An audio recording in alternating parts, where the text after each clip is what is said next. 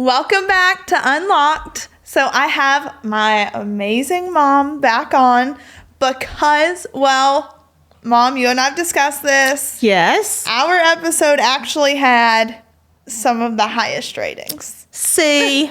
And everyone thought it would be your dad. I know. And honestly, he kind of went to sleep on me. Ah, well, that's good to know. I think that he did it on purpose. I think he did it to try to sabotage me. Never, I can assure you. Never. No, I'm just kidding. Everybody just loves you because, I mean, you're the mom of all moms, so everybody loves that. But you and Dad's podcast, it's going great per usual. I'm still trying to beat you, but, you know, kind of hard with Chrisley Confessions. You'll get there, trust me. I'll get there, y'all. No, hey, we're a family. We're in this together. That's so it. If one wins, we all win. Absolutely. Life's obviously been crazy. So one thing I've been meaning to touch on. So for Chloe's birthday, you know, I posted that kind of video of all these photos. It was the best. I love that kid more than life itself. And in the caption, I really want to read the caption. And you know, some of the pictures I posted, I can't help because the Cayman Islands is her favorite place on earth. You know, she would live there if she could. Yes. But I posted this video, and in it, I said the caption, "I'm so blessed that God chose me to be your sister, Coco. I love you so much." And I went on and let's see. I'm trying to find like all these captions. Okay, so this one major caption that someone posted. Honestly, I realize that you all love this precious angel, but you're not her sister. You're her aunt. Your mother is not her mother. She's her grandmother. She has a mother. Although not fit and a father apparently, whatever either, but they made her and they're her biological parents. Well, that makes no... Yeah, okay, yes, she has biological parents. Yeah. But every child that has been adopted has biological parents. Mm-hmm. That doesn't mean that we aren't her parents. Exactly. And she has been adopted. She is ours. She is our daughter. She is not our granddaughter. Mm-hmm. She is our daughter, which makes her your sister. Exactly. And that was so many comments. It wasn't even just that one. There were tons that were saying, but you're her aunt. You're her aunt. First off, we have had her since she was a little less than a year old. Yeah. But like, I feel like we even before that she was in our life. Yeah. It was in and out. It was in and out, but we really had her since she was a little less than a year old. And we've been there for every part of her life. All the ups and downs, this child came to us from her biological mother, and she had been starved half the time. She wasn't clean. She came to us one time with a burn on her chest, and we had to take her to the pediatrician. Yes. All of these things were documented. So yes, her biological mother may have had her, but that doesn't make you a mother. No, it doesn't. And more importantly is how Chloe sees you. Mm-hmm. And Chloe sees you as her big sister. Yeah. If you ask her, she will tell you, Savannah is my sister. Grayson is my brother. Chase is my brother. Yeah. Because that's the house she grew up in, is growing up in. And so for people to say that, it just kills me that people have to put a label on everything. Especially in today's day and age when you have so many people not wanting a label. Right. We live in such a day and age to where there shouldn't be a label. There shouldn't be he, she. There shouldn't be. We shouldn't have any of these. You're going to worry about child versus grandchild? Exactly. The concern should be that she is in a loving home with people who love her, with people who see her as their child. Yeah. Yeah, because y'all want to give her the best life. Y'all raised 5 children. Yeah. And now you're raising a 6th. You raised 2 children that were not biologically yours. Right. And now you're raising another one. Right. That is has no biological ties to you. Right. But that doesn't mean you love her less, or that, like, a family is what you make it. Just, you don't have to have the same DNA. You don't have to. And two, you and Dad, you were kind of damned if you did, damned if you didn't from the very beginning with Chloe. You know, because that is Kyle's biological daughter, and Dad had a lot of guilt surrounding it. He didn't know how to handle it, and y'all spoke to child psychologists, therapists, and Dad would correct her when she would call Todd, my dad, when she would call him Dad. Mm-hmm. So Dad would always correct her and be like, no, Papa, because he felt a level of guilt. Right. But y'all spoke to child psychologists and therapists who said, do not correct her. Right. Whatever she identifies with is what you are. Right. Because in her mind, by correcting her, it makes her feel less than, and like she's not a part of it. Right. So she calls you Mom, Dad, and she has been legally adopted. Absolutely. There was an adoption ceremony that we went to. And there's one thing about that I don't know if you caught when we were there, but that kind of just goes to show how flawed our system is. Because I just remember, like, my skin crawling when we're standing there in front of the judge and she's reading off all this information about Chloe and says her biological mother gave up her rights on this day and her father on this day. And she's reading that out in front of a child. Mm-hmm. Like a 9-year-old, 10-year, however old, like she's reading it out in front of a child. Right. So you're in front of that child, you're saying, hey, guess what? Your parents didn't want you.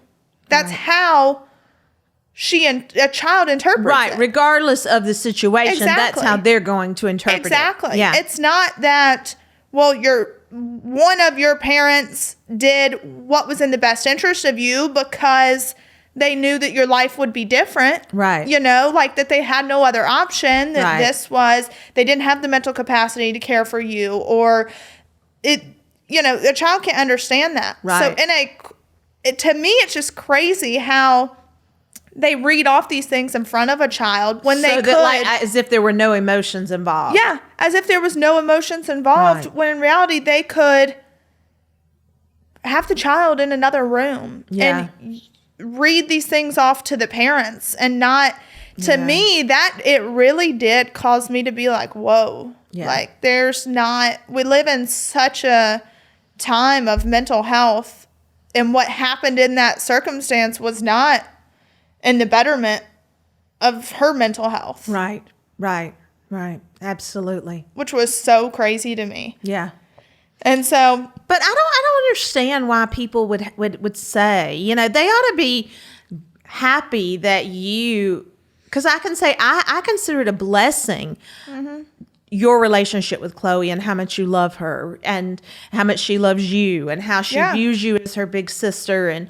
And that is a blessing, not something that people should try to tear down. Right. Yeah. It's crazy. And it just goes, like I said, family isn't who you're tied to biologically through DNA. It's who you choose it to be. And it's who loves you like a family should love you. Absolutely. Families can look so many different ways. Yeah.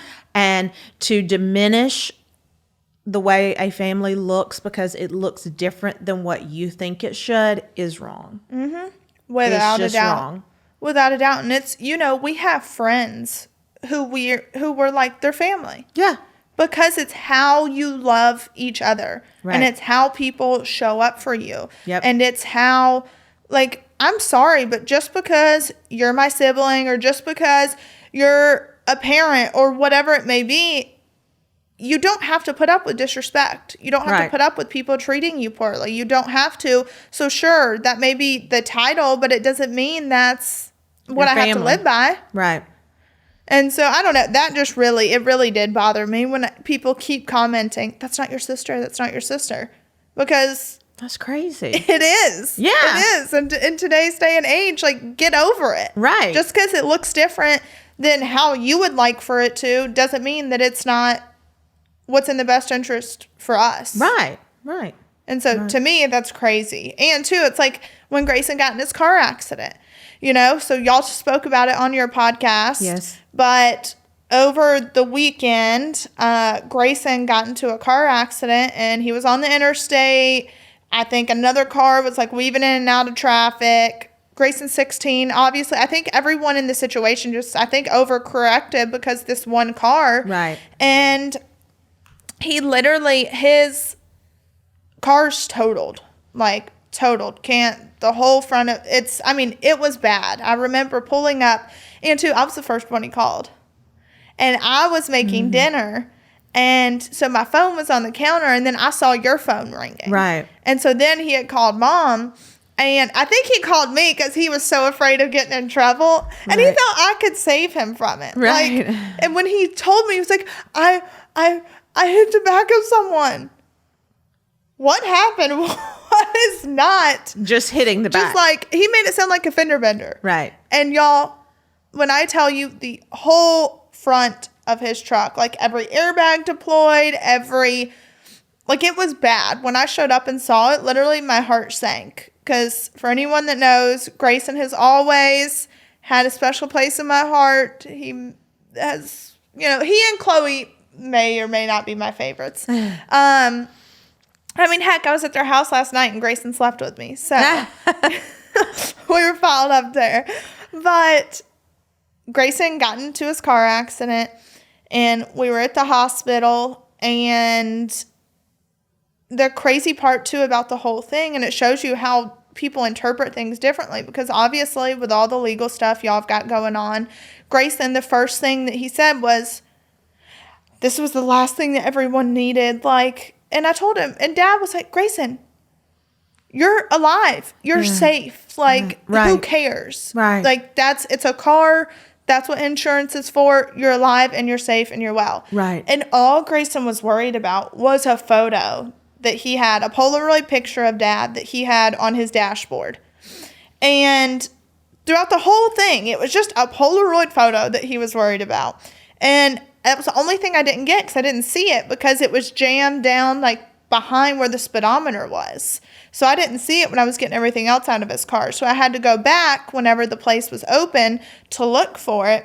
And I'm telling you, Mama, when I trying to get into his car was one thing, and then I'm searching everywhere for it. It took me forever.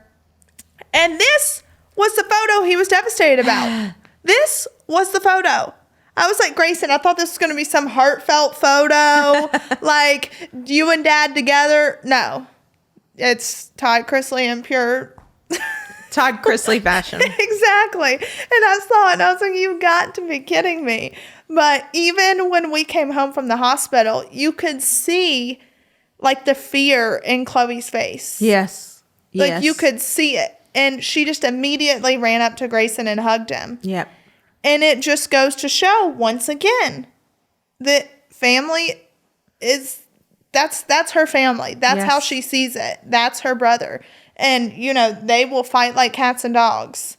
But Grayson, and they can also be thick as thieves too. Yep.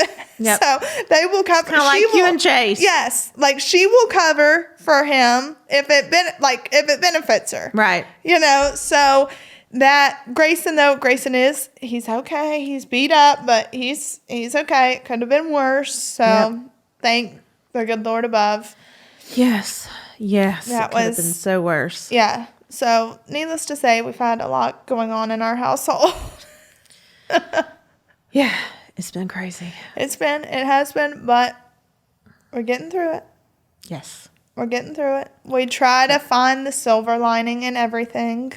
It's hard, but we did watch, oh my gosh, y'all, Yellowstone. Yes. Okay, so Mom, she was preoccupied. Getting her to watch a show, dear heavens above, it's awful. I did watch it, though. I watched it. Who was in the show that I'm about to say? Who's a new actor in the show? The guy from Sweet Home Alabama. Yes, Josh Lucas. Yes. He was in, I'm so excited because he's now in Yellowstone. Now, he did look a little rough, I'm not going to lie. Right. Like, I don't know. Maybe it was, I'm going to say it's the character. Yeah. I'm going to pretend that it's not that he hasn't aged well. Yeah. Because in Sweet Home Alabama, oh my gosh.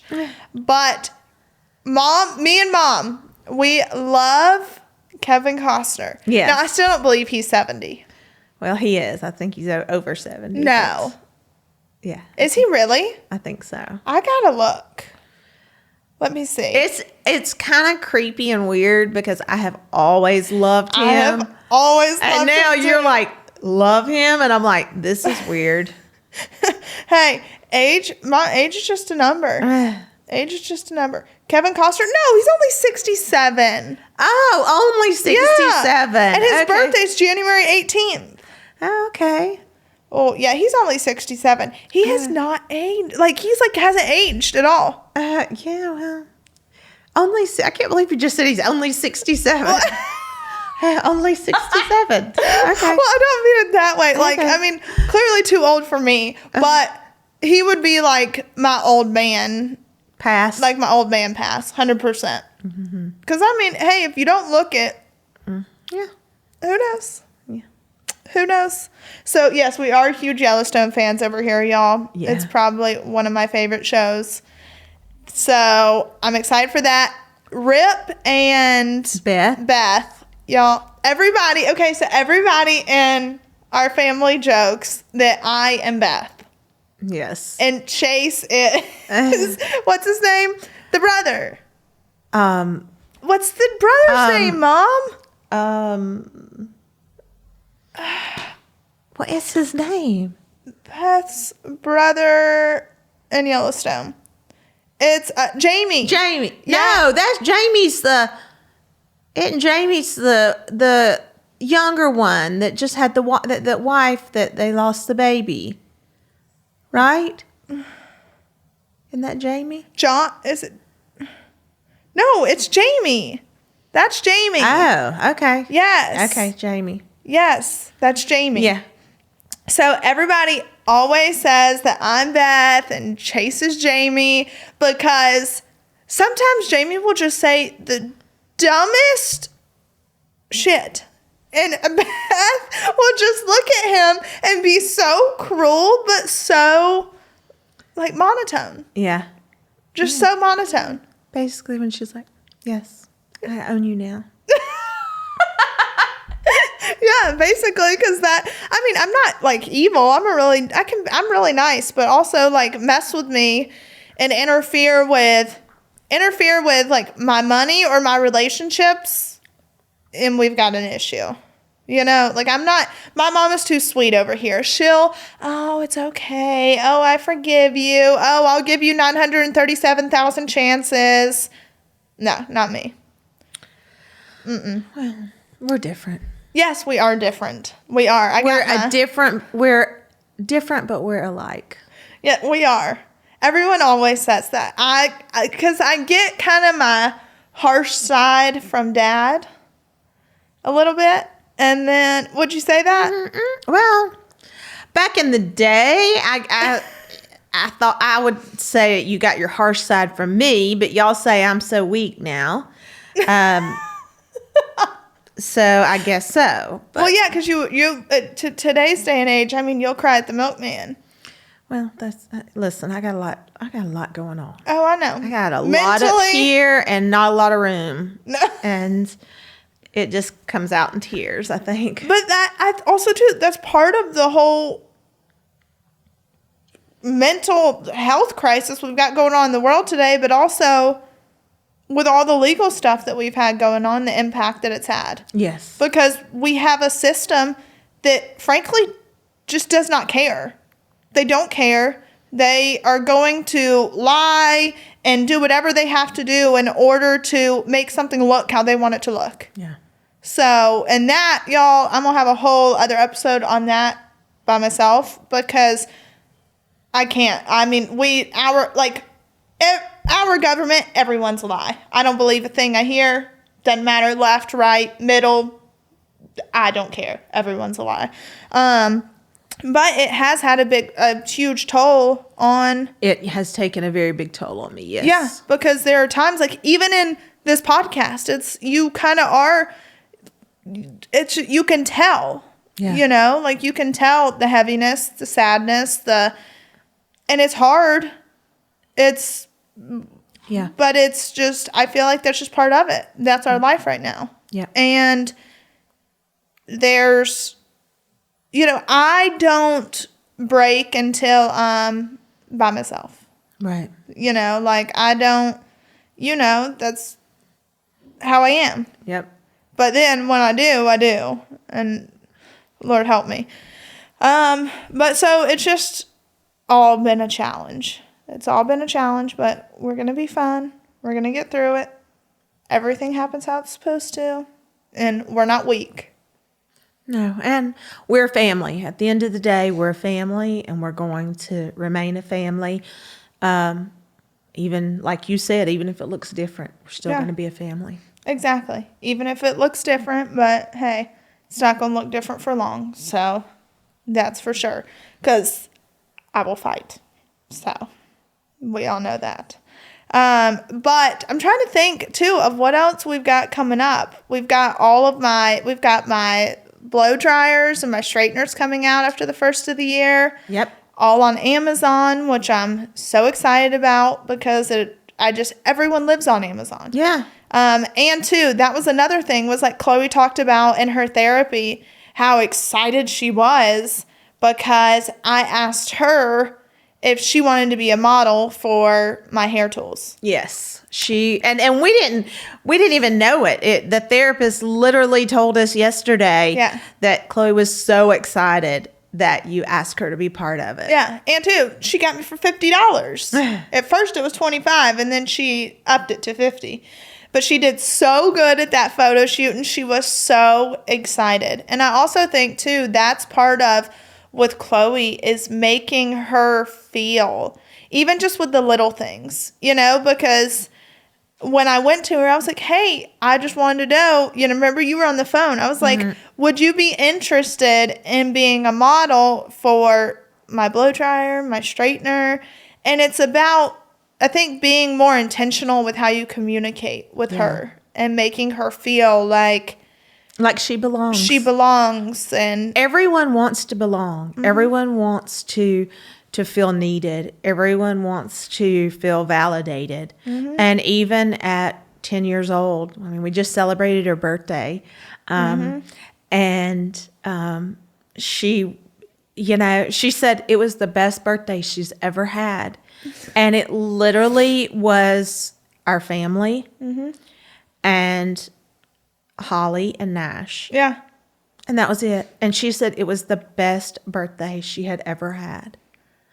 And so it goes to show you that kids just want to be with their family. They just want to be loved. They just want to be doted on. They just want to know that they're important. 100%. And that's too, I think, why Chloe, for her birthday, because she's been in therapy. She's had a psychologist and she was, for years, a toddler. And because we've always, you in particular have always wanted to stay on top of like her mental health and what's in her best interest. And you and Dad have like truly tag teamed it all and making sure that she gets the best health care and therapist and whatever it is that she needs. But she listens. Like she listens more than you think. Yeah. And most kids do. Yeah. Most kids do. Most kids, parents, we think, they don't hear an argument or a concern or whatever, but kids hear everything. Yes. Chloe, though, is nosy. Chloe's really nosy. So she'll put on her headphones and act like she's listening to something when in reality nothing's on. So you think she's listening. When really she's just listening to the conversation. Exactly. Yeah. And so all of the legal issues that we've had going on, she's heard about. And she's dealing with it in her own way. Yes. And with the help of therapists. yes, exactly. But the way that she interprets it, and y'all, we should have therapists just on salary at this point by how much we all utilize them. But it once again goes to show how our system just fails you time and time again. First off, the United States has the highest incarceration rate than any other country. The highest. And I was looking, the lowest is Norway. And there's only like 75,000 people, something very minimal that was incarcerated in Norway. And the reason being is because that country looks at it as, how does this benefit society? How does it benefit the person? And the United States doesn't view it that way. The United States is, we're going to punish, and we're going to beat down people who are already at the lowest of lows. And no rehabilitation. There's no rehabilitation. And it was talking about how in Norway, their system has evolved into spaces that represent comfort, healing, inclusivity, and how it's about rehabilitating people. They don't believe in life sentences. They don't believe, there's so many guidelines that they don't follow that the U.S. does, because they say that that's not, how does it help? How does it help our society? Right. And so they're teaching classes, they're getting college educations, they're somewhat living a normal life, trying to make a change and to create a difference. And in the U.S., we're so misled and misguided. And I was reading statistics on it, and it was that children whose mothers have been incarcerated have a much higher risk of depression than if their fathers are. It's like 3 times more likely. And so you're already dealing with a child that has depression, and now God only knows what's going to happen, because we have a broken system who refuses to look at the truth, who refuses to, state proper facts and things of that nature. And people that listen to this podcast, I've read comments. There are a ton of people who have dealt with what we're going through right now. Maybe not on to the highest caliber that ours is, but there are kids who feel how I feel. There's parents who feel how you feel that are going through it all. And to me, it's just so defeating to know that we are supposed to live in the greatest country in the world, but yet you have a system in place like what we have. Right. It's true. And it's like, what? There needs to be more. And there needs to be more reform. Mm-hmm. There needs to be more of a coming together instead of dividing everyone and being so divisive. Every side needs to come together for the betterment of everyone. Mm-hmm. Exactly. And we just don't live in a society like that, unfortunately. And everything's so divisive. And I don't care what I have to do. I'm going to continue to bring awareness to topics like this. And, I'm going to have this guy on my podcast that was falsely accused of murder and spent 15 years in prison, and now is out and trying to start his life and figure it out. But what does he get for that? They're in the state of Tennessee, the max amount of money that you get for something like that is $1 million. So you're telling me that 15 years of his life was worth just $1 million, and he may not even get that? It's crazy. So there's situations like that to where it's just like, why do we continue to fail people? Why do we and these prosecutors and judges and everyone can be so easily bought, which is so sad. Right. Because your job is to do the right thing. Yeah. It's to have the best interest of society and to abide by the law. And unfortunately, that doesn't happen. Right. That doesn't happen, and it tears families apart. It tears, look at everything that we're going through. Yeah. You know, like that's, how is that just? Yeah. It's not when you've got rapists and murderers and, you know, traffickers and all these people out here, but yet what? They just get a slap on the wrist. Yeah. But it all goes down to us being in the public eye and someone wanting to prove a point. And it's honestly, it's sad, and it's at this point I feel like for me, like I've kind of become numb to it, but that numbness has turned to anger to where now it's just like I'm not giving up.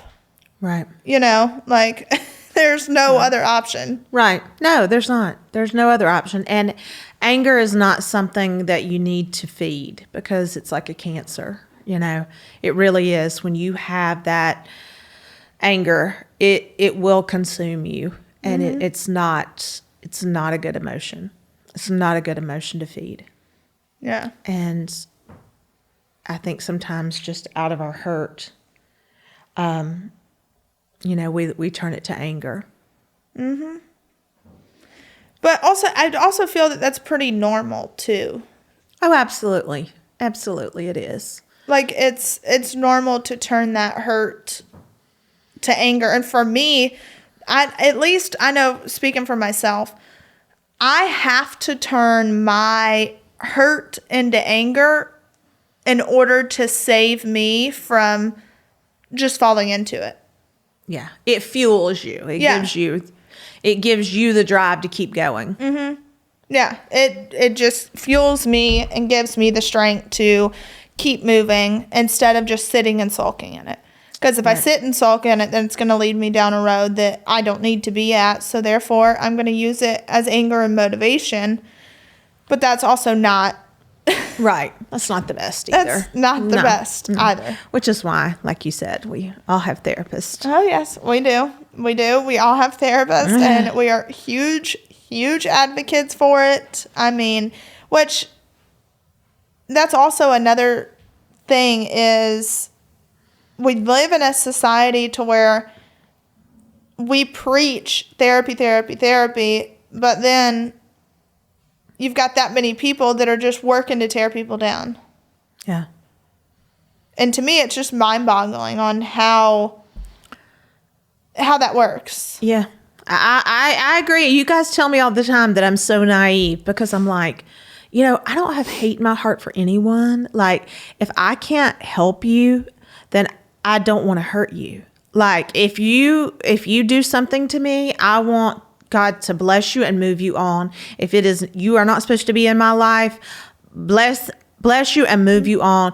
And you guys are like, you're so naive, Mom. Yeah, I mean, that you can feel that way.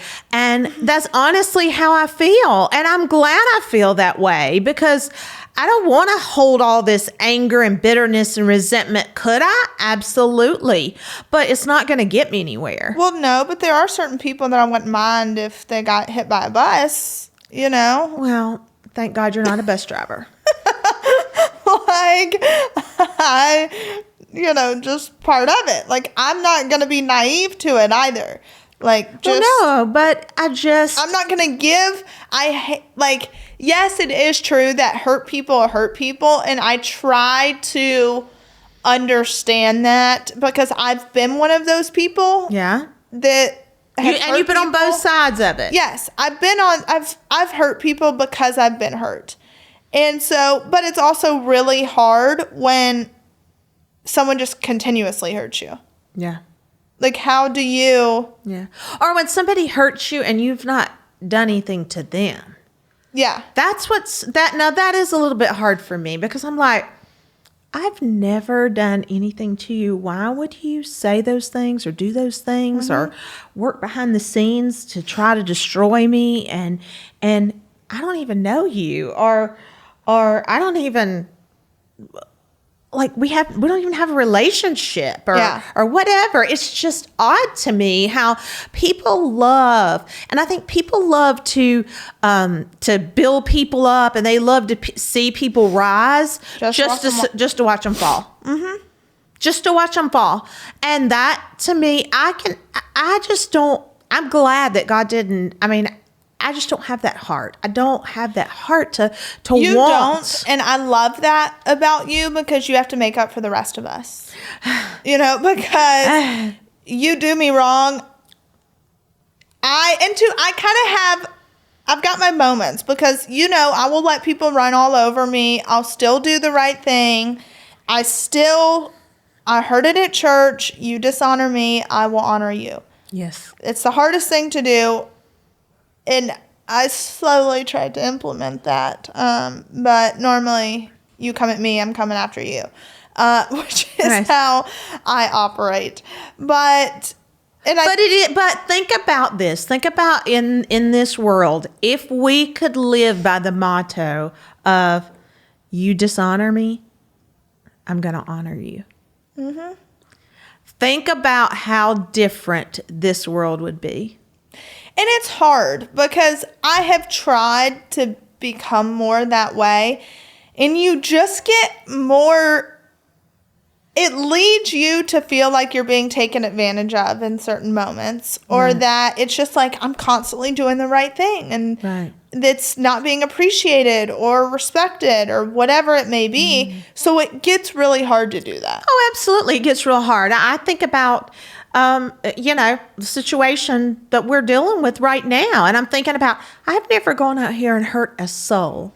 I have never gone out here and intentionally tried to do anything that I wasn't supposed to do. And look where I'm standing right now. Like, how's that right? Mm-hmm. And I have to believe that God, and your dad said this in our podcast, I believe his exact words were, God will break you down just so he can bless you. Mm-hmm. And I have to believe that's what's happening, because if not, it just makes me so like, why? Why do I keep doing this? Why does this keep happening? Why do things keep happening? But again, just like he said, why not? What makes us any better to deal with adversity, to deal with problems, to deal with issues than the family next door, or the family down the street, or the family in a different zip code? Mm-hmm. It doesn't. And we have had so many blessings come our way. Oh, without a doubt. People that you wouldn't believe call in on our podcast, and they're literally weeping, over just support for us. And I know the people that I have that I know that are my people, that are in my corner, that are praying for me every day. I wouldn't take that for granted for anything. Yeah. And too, there's been people to show up that you would have never thought about or expected, or, even one of my therapists, as soon as everything went down, had food delivered. You probably don't remember, honestly, because you were literally having a mental breakdown. But literally, like, one of my therapists delivered food, and, Holly picking up Chloe and doing whatever she can do. Chad making sure, my house is clean. Aaron forcing me to continue to go to therapy and to, do random acts of kindness. And people have really shown up, and I appreciate that more than anything, and I know y'all do as well. Right. But it also, one of the hardest things is thinking of the people that haven't shown up. Right. And it's funny because your dad and I actually talked about that in our podcast. And that's so funny how that works. Maybe, too. Yes, that, And he said, Julie, I think maybe you had more invested in the people that you feel have let you down. Maybe you felt you obviously felt more invested in the friendship than they did. Yeah. Because he's like, the people that haven't reached out to me or that I haven't heard from were not people that I was really invested in. So it's like, it was not that big a loss. Dad's never been huge on friends because he's always said that, like, he's got what he needs in all of us. Yes. Yes. And so that's just how his circle is very, very, very small. Yes, his circle's very small. And I do think, because I watched you struggle with certain people that haven't reached out to you. Mm-hmm. And, like, people that you've known for years. Yeah. Either since you were a child or 20 years, whatever it may be. And to not reach out is pretty shitty. Yeah. And maybe people don't know what to say. Maybe they, maybe they feel awkward. Maybe they feel, I don't know why. I can't imagine. I am just the type of friend that if I am your friend, I am your friend. Yeah. I am your friend whether we have $2 combined together or we've got millions. Yeah. Whether we've got things are going great or whether our worlds are falling apart, whether our kids are great or they're lost their way. I am just, that's who I am. And so, maybe that is, maybe I get more invested than other people do. And I think, some people, they feel maybe that, by reaching out to me, they would, could tarnish themselves or make themselves look bad. Well, listen, that's on you because I know what I've done. More importantly, I know what I haven't done. Yeah. And that's the thing is there's also a difference in people showing up differently and not knowing how to show up versus just not showing up at all. Yeah. And that's been one of the things that I've learned is because I'll take a step back and look at certain people and be pissed off because I'm like, they're not showing up for me. But then I take a second and I'm like, okay, they are showing up. Right. They're just showing up maybe in a different way than I would like. Right. Because there are people in my life that have shown up emotionally, who have shown up for fun times, who have shown up in business, who have given me opportunities, who have, and that's their way of showing up. Right. I think a lot of it has to do with our communication skills and our expectations of people and us being able to voice what our expectations are from a relationship and what people are capable of giving you. Yeah. Sometimes what you think you need from a person, they're not even capable of giving you. Yeah. So they can't give you what they don't have to give. And that's the hardest part too, is like loving people and them not being capable of giving you what you need and working through that and figuring out how to process that, because in a way it's like, it's kind of heartbreak because... Well, it is, because you have to decide, am I willing to accept what this person is capable and able to give me at this point? And if I'm not, if I'm not good with that, then I have to be willing to walk away. And that's the hard part, is that I can love you from a distance. And a lot of people can't do that, and I have to love you from a distance because you can't give me what I need or what is required, what I feel I'm worthy of. So we accept less than rather than walking away because of the fear of the unknown. Well, see, and that's where I feel like Dad and I are very similar, is we can't allow people to love us at their capacity, if that makes sense. Like we want to love someone the hardest that we can love them and want them to love us the same back. And if they don't, then we keep pushing. Right.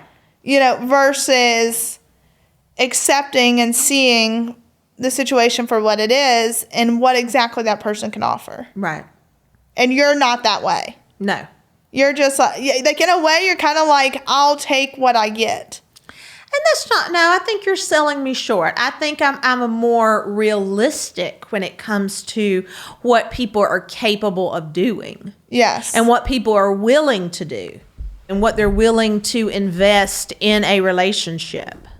Because a lot of it is choice. It is. A lot of it is choice. And I think, but then that makes it even harder when you say that a lot of it is choice, because then you look at it and you're like, okay, so this person chose to not love me to this extent, or they chose to not do this or that for me, or that, whenever you look at choice in a way, it's like, it makes it even harder. Right. Well, yeah. I mean, I see where you're going with it, but I think it's a double-edged sword. I think, it's just, we're all flawed. Mm-hmm. We're all damaged. Mm-hmm. And, sometimes my friend Lynn said this the best. She said she spent years and years trying to pick up the broken pieces of her heart and put them back together. And she worked and worked and worked to put all these broken pieces back together. And those same broken pieces were never supposed to be put back together. Mm-hmm. And I think when you can get to that point, you can truly say you're growing. Like, she's like, God said, I'm not putting the same broken pieces back together. It didn't work. Look what happened. Yeah. We're putting new pieces together. Mm-hmm. And that had just struck such a chord with me when she was talking about that in her own story. And I thought, okay, God, I'll take all the new pieces you got to offer. I'll take them all. I will take them all. Yeah. Well, and it's hard. It's hard to continue to have faith in the really crappy times and the really, it's just hard. And it sucks whenever you do see in your life that, all right, these are the real people. These are the ones that aren't. And you realize how many people were around you just because they benefited from you. Right. Which is really a tough pill to swallow, which really, I will say, I really didn't have as many as some of my other siblings had. Right. I ain't gonna name no names, but because I really didn't go, I've always kept my friend group small. Yeah. I've always kept my friend group small. I really don't know. I've honestly had more people reach out that have shocked me than people that haven't, if that makes sense. Right. And that's a good thing. Yeah. That's a good thing. Yeah.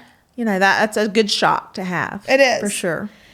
And so, for that, I'm grateful. Mm. And, too, I want to, continue to use my podcast to talk about the hard things and bring awareness to certain topics. And I'm never going to really lean one way or another. Right. I was talking to someone at the podcast company, and I was like, how do I approach certain topics? And they were like, as long as you approach them with respect and understanding, then you're fine.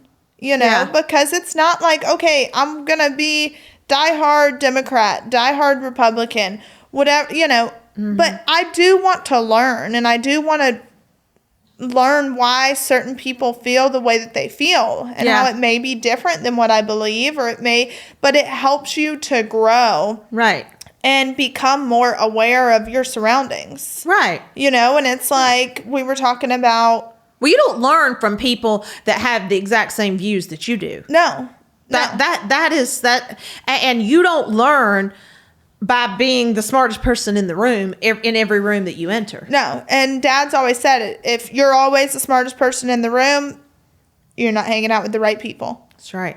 And, I've spoken about wanting to have Carrie Lake on my podcast, who was just running for the governor. What was it? Arizona? Yeah. He was running for the governor of Arizona. And she has flipped back and forth between being a registered Democrat, registered Republican.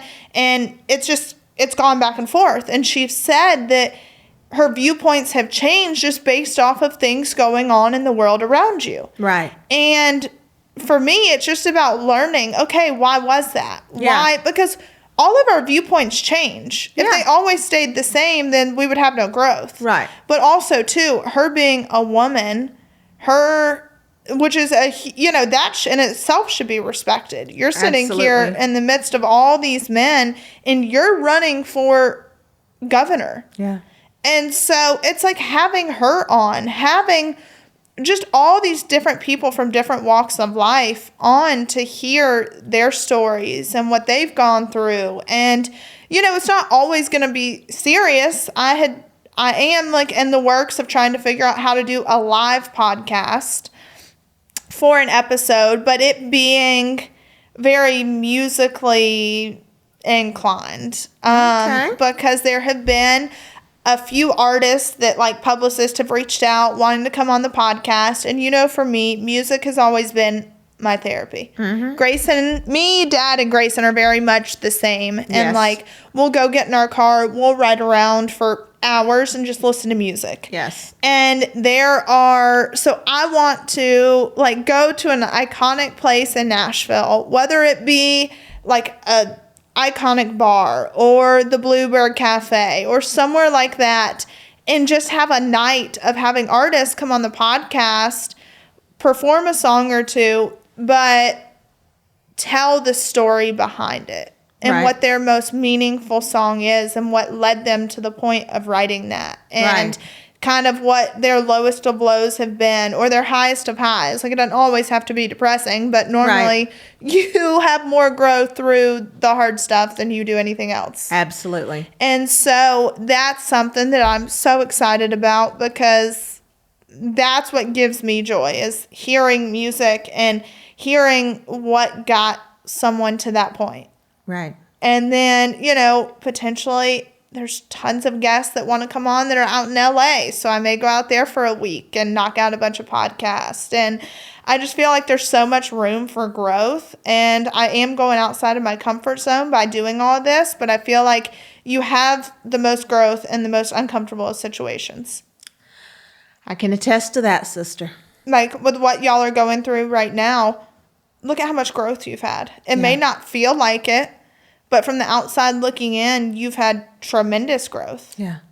So for that, I mean, I don't wish it on anybody, but no. If you can grow through it, then it wasn't completely in vain. Then if you can grow through it, then it was worth going through it. So you're not going to go that far? I'm not going that far. Well, I tried to make something positive out of it. Well, I know you've had a long day. Yes. But thank you for coming on my podcast. I love you. Always. And hope that I have many, many, many more opportunities to be on with you. You will. I love you. I love you.